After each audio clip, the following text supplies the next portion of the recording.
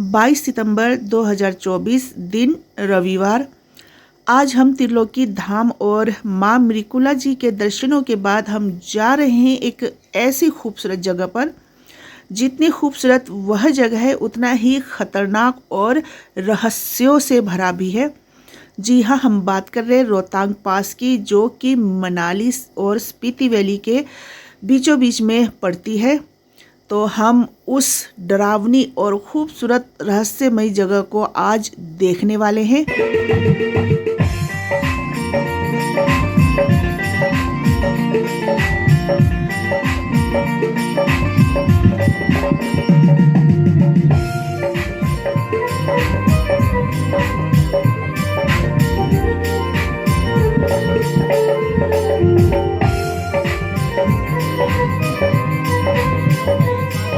खेतों में लगे हुए इस हरे हरे सलाद के पत्तों को देखकर हमने इन भाई साहब से पूछा कि इनका क्या करते हैं।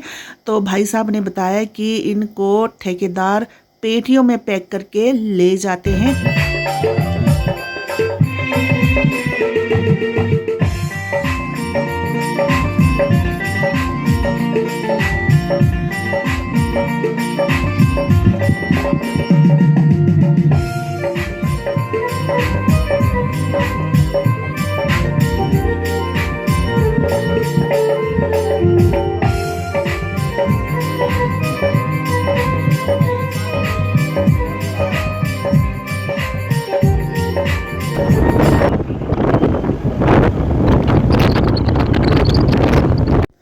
केलोंग से करीब करीब 8 किलोमीटर दूर हम पहुंच गए हैं पट्टन घाटी के टांडी ब्रिज में।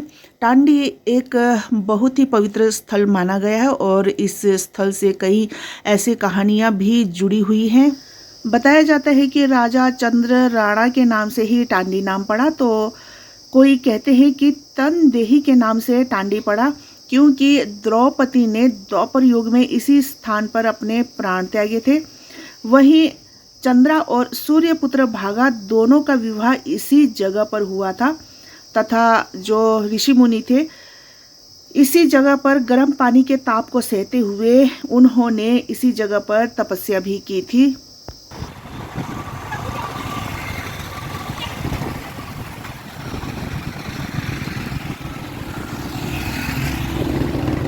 टांडी से अब हम निकलते हैं उसी खूबसूरत और रहस्यमयी जगह के लिए जिसका नाम है रोहतांग पास, मतलब कंकालों का ढेर।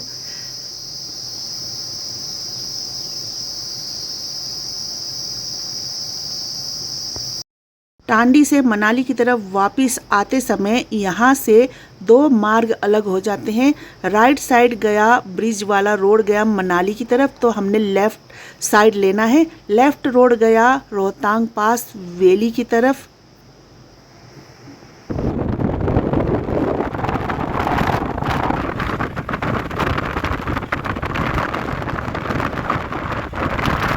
रास्ते भर में इतना खूबसूरत पॉइंट ऑफ व्यू आता था कि हमारा मन जो था वो खुशी से भर जाता था। आखिर हम पहुंच गए हैं गुलाब बैरियर की तरफ, जहां पर हमें रोहतांग पास के लिए अपना परमिट चेक करवाना था।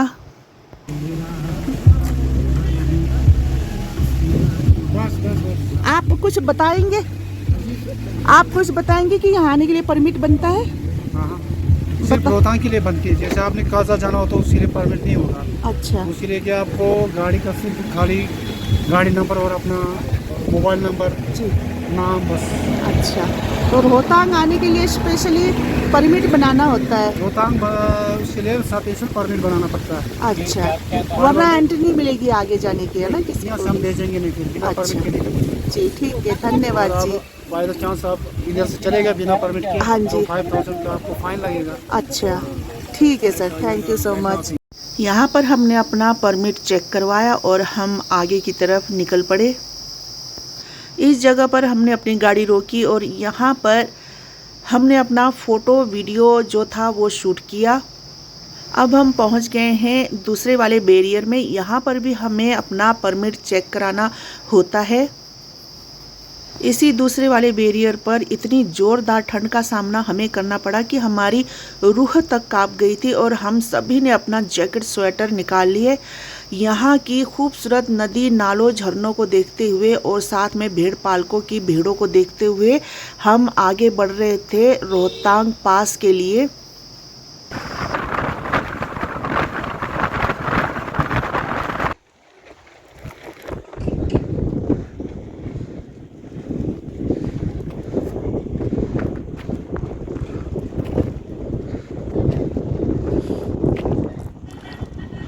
हम पहुंच गए हैं रोहतांग में और यहाँ पर पहुंचने के बाद हमें इतनी ठंडी लग रही है ना कि हमने अपने जैकेट्स जो ले आए थे वो पहन लिए। अभी बहुत ज़्यादा ठंड है भाई यहाँ पर। अब चलते आपको कुछ ऊपर वाला नज़ारा दिखाते हैं।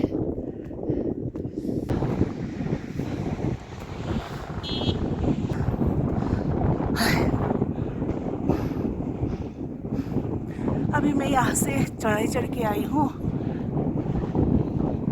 तो अभी सांस जो है वो चढ़ गई है।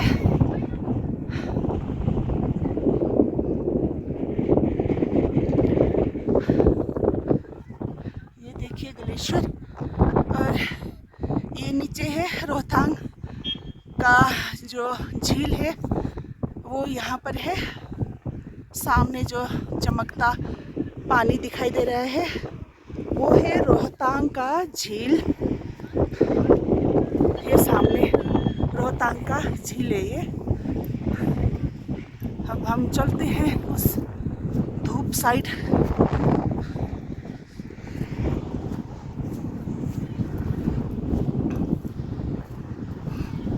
ठंड के कारण हमें धूप सेकने का मन कर रहा था। हम धूप में जाना चाहते थे लेकिन जितना हम धूप की तरफ जा रहे थे धूप हमसे उतना ही दूर जा रही थी।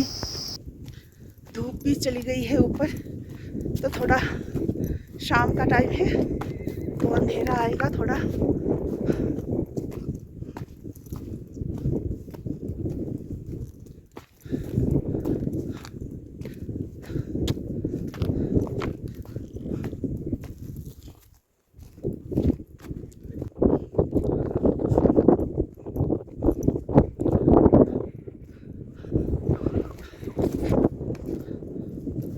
बस हम पहुंच गए हैं रोहतांग झील में।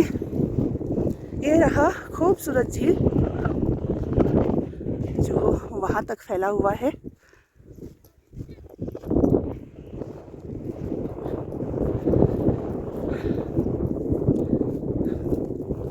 अब ये इतना पानी कहाँ से आया है क्योंकि ऊपर से तो बस छोटे छोटे हल्के से नाले ही दिखाई दे रहे हैं पर इतना सारा पानी पता नहीं अंडरग्राउंड होगा शायद।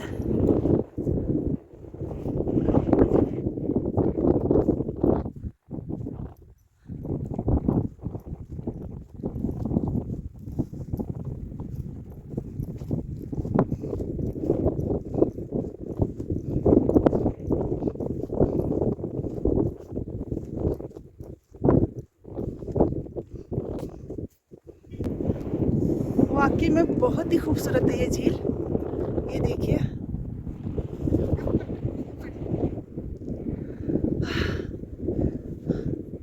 रोहतांग पास वाकई में एक अजीब और रहस्यमय जगह है। अगर सितंबर महीने में भी एक नॉर्मल इंसान बिना स्वेटर जैकेट के यहाँ पर रहे तो 5 से 6 घंटे में उसकी ठंड से अकड़ कर मृत्यु होना निश्चित है।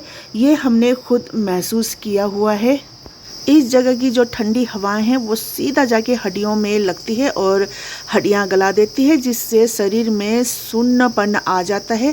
कहते हैं कि गर्मी के दिनों में भी यही हाल यहाँ का रहता है। यहाँ पर ऑक्सीजन की मात्रा भी बहुत कम है और यहाँ की सबसे बड़ी बात यह है कि यहाँ पर पल पल में जो मौसम है वो बदलता रहता है। कभी धूप तो कभी ठंडी लहरें हवाओं की चलती रहती है और कभी एकदम से यहाँ पे फॉग इतना घना छा जाता है कि हम सामने सामने किसी को देख भी नहीं पाते हैं। इस जगह पर जंगली जानवरों का काफ़ी खतरा भी बताया जाता है।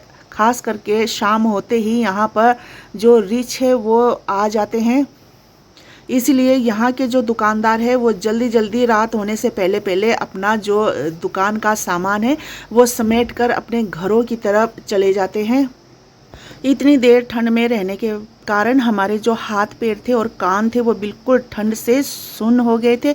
हमें गरम गरम चाय पीने का मन कर रहा था, तो हम गए दुकान की तरफ। वहाँ पर हमने गरम गरम चाय का कप अपने कांपते हुए हाथों से पकड़ा, तभी जाकर थोड़ी सी जान में जान आई।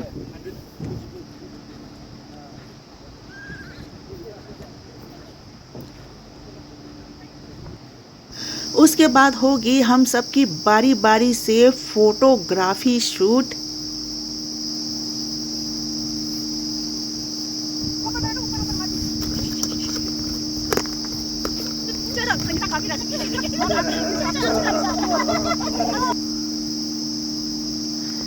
अब हम रोहतांग पास से निकलकर मणि और गुलाबा स्टेशन से होते हुए जाएंगे मनाली की तरफ, और हम आज मनाली में ही स्टे करेंगे। रोहतांग पास यानी कि कंकालों का ढेर। तो बात करते हैं अब इस जगह की। तो पहले यहाँ पर कुछ खास रास्ता नहीं हुआ करता था और ना ही गाड़ियों की आवाजाही हुआ करती थी। तब काफ़ी जो लोग थे यहाँ से गुजरते थे और रात होने पर यहीं पर रुक जाते थे। तब अचानक से हुए मौसम के परिवर्तन की वजह से उन सब की ठंड से अकड़कर मौत हो जाती थी। बताते हैं कि एक बार एक परिवार इस जगह पर आकर रुका था, जिसमें पति पत्नी और उनका बच्चा भी था। अगले दिन उन सबको मृत पाया गया, क्योंकि रात को उनकी ठंड से अकड़ जाने की वजह से उन सब की मृत्यु हो गई थी।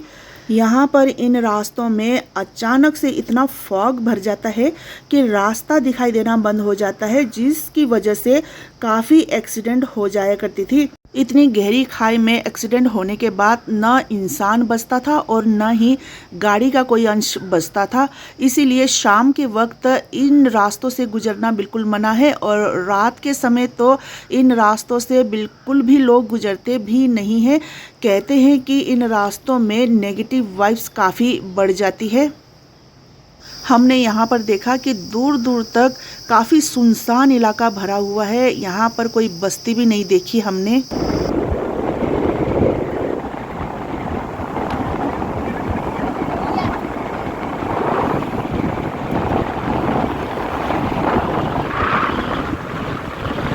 यही कारण है कि शाम होते ही यहाँ पर आत्माएं घूमती नज़र आती है, और साथ में यहाँ पर जंगली जानवर जैसे रीछ वगैरह भी यहाँ पर काफ़ी घूमते नज़र आते हैं।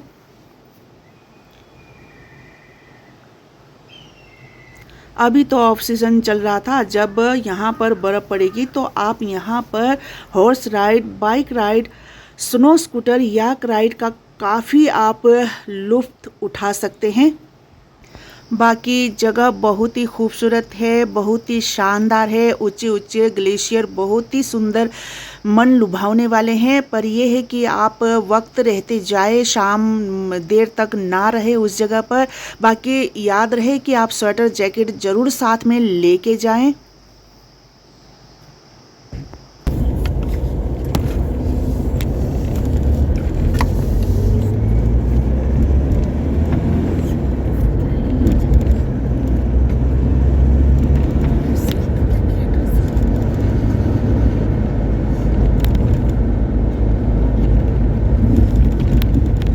तो ऐसे ही खूबसूरत जगहों को देखने के लिए, उनके विषयों में जानने के लिए आप हमारे चैनल को अभी सब्सक्राइब करें, ताकि हमारे नए वीडियोज़ की नोटिफिकेशन आप तक पहुंचती रहे। तो मिलते हैं जल्द ही नेक्स्ट नए ब्लॉग में।